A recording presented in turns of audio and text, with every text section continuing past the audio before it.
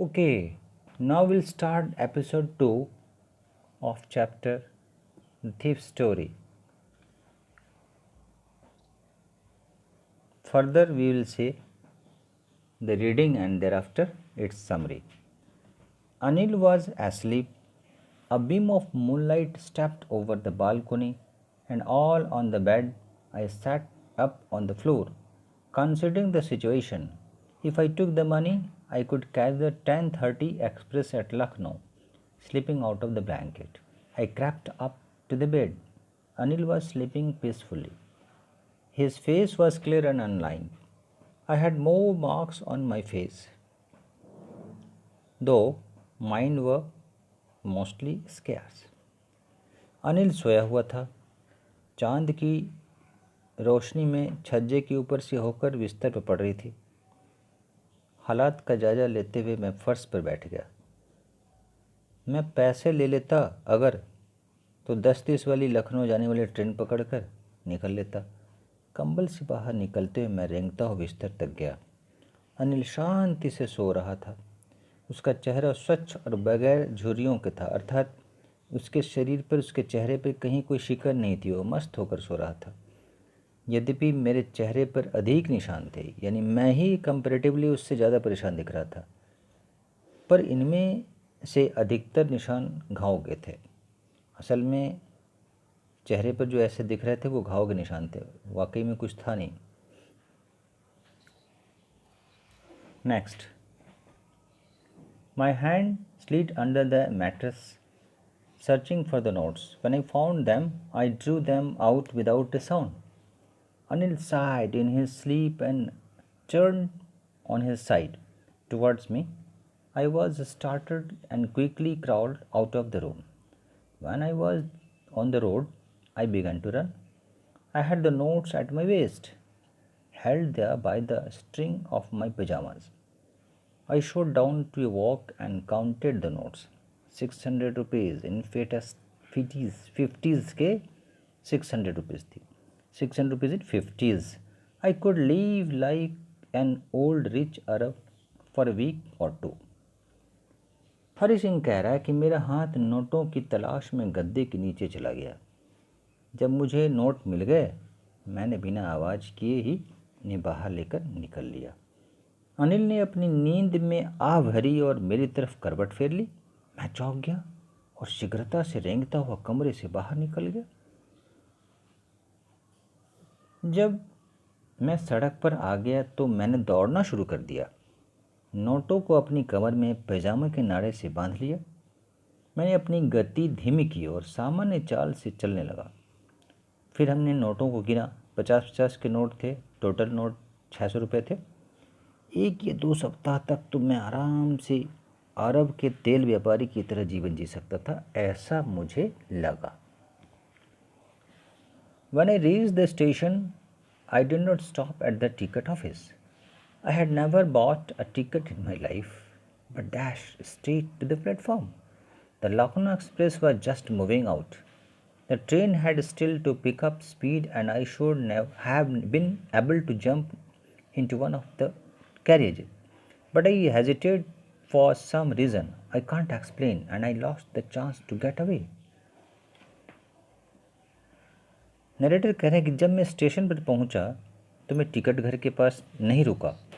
मैंने अपने जीवन में कभी टिकट ही नहीं खरीदा, क्योंकि वो तो भाई उसकी प्रोफेशन ही कुछ और थे। टिकट खरीदने की ज़रूरत कहाँ पड़ती थी उसे। कह रहे हैं बल्कि मैं एकदम सीधे प्लेटफॉर्म चला गया। लखनऊ एक्सप्रेस उस समय जा रही थी।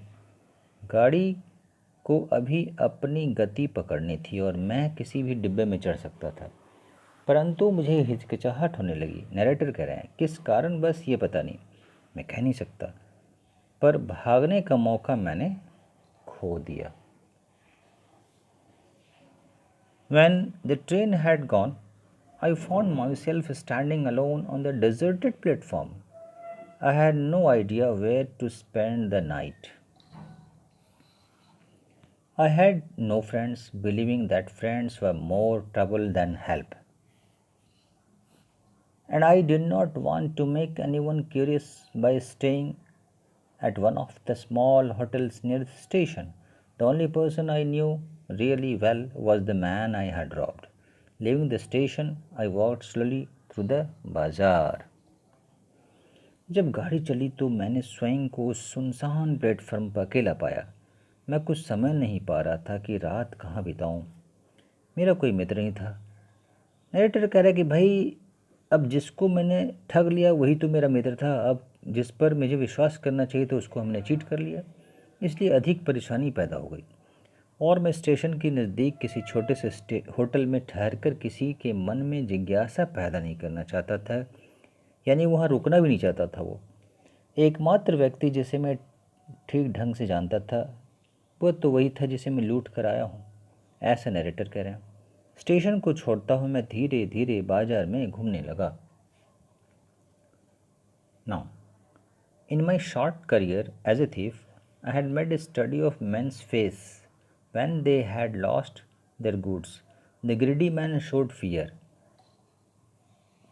the rich man showed anger, the poor man showed acceptance. But I knew that Anil's face, when he discovered the theft, would show only a touch of sadness, not for the loss of money, but for the loss of trust.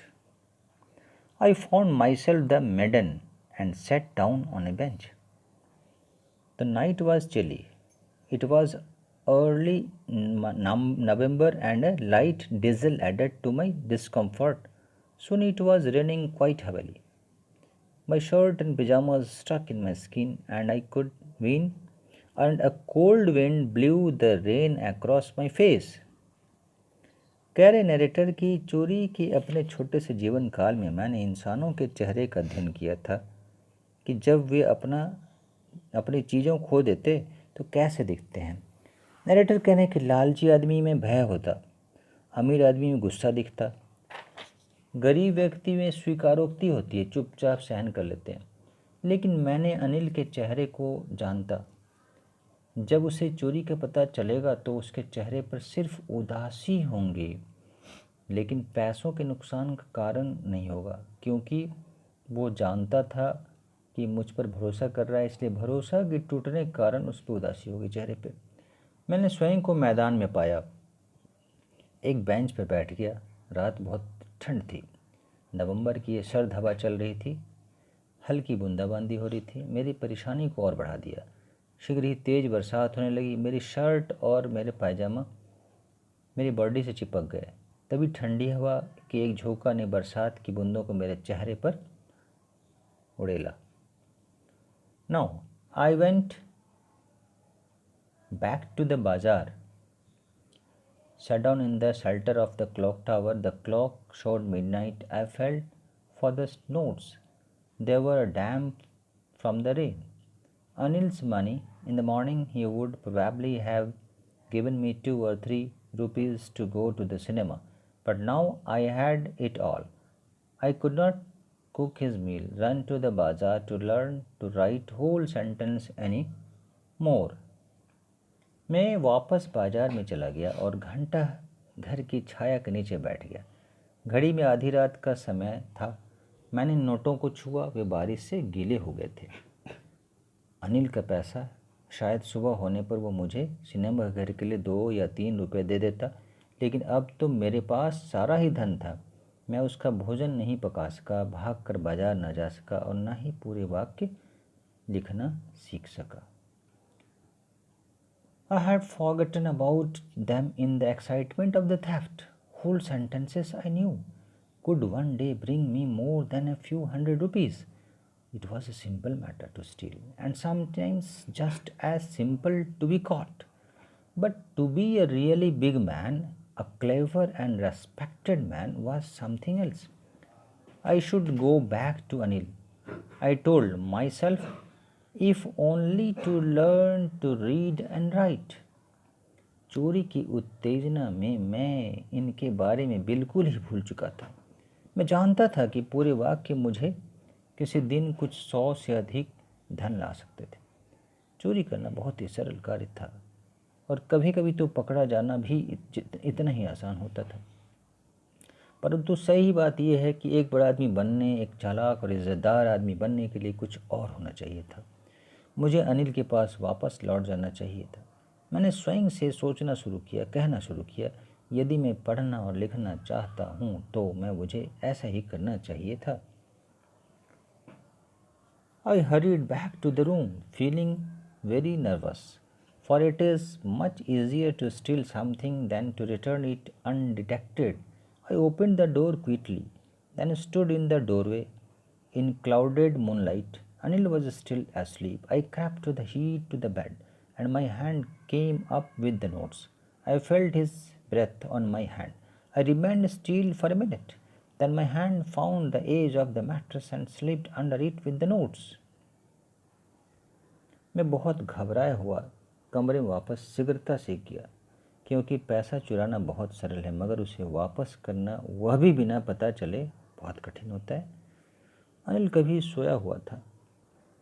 मैं बिस्तर के सिरहाने की तरफ हाथ में नोटों को लेकर रेंगता हुआ गया।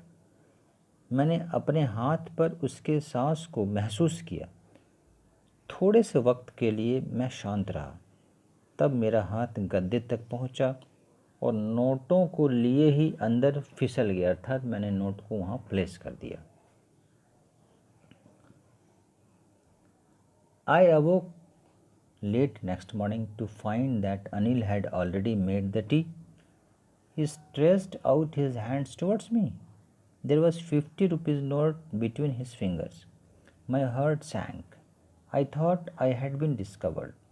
I made some money yesterday, he explained. Now you will be paid regularly. My spirits rose, but when I took the note, I saw it was still wet from the night's rain. Today we will start writing sentence, he said. He knew, but neither his lips nor his eyes showed anything. I smiled at Anil in my most appealing way, and the smile came by itself without any effort.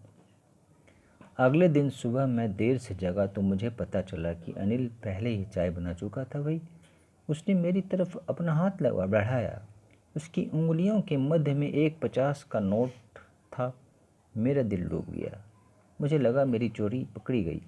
कल मैंने कुछ पैसा कमाया था, उसने ऐसा समझाया मुझे। अब तुम्हें नियमित रूप से पैसे मिलेंगे। मेरा उत्साह बढ़ गया, परंतु जब मैंने रुपया लिया तो मैंने देखा कि रात को बरसात में वो अब भी गीला था। आज हम वाक्य लिखना आरंभ करेंगे, ऐसा उसने कहा कि वो शायद मुझे लिखना पढ़ना सिखाना शुरू करे। वो जानता था, परंतु न तो उसके ओठों और न उसकी आंखों ने कुछ प्रकट होने दिया। मैं अनिल को देखकर अपनी उसी सर्वाधिक आकर्षक मुद्रा में हंसा, और यह हंसी स्वयं आई थी बगैर किसी प्रयास के। Now, some questions.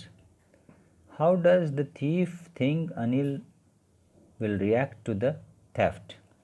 चोर अनिल की प्रतिक्रिया के बारे में क्या सोचता है?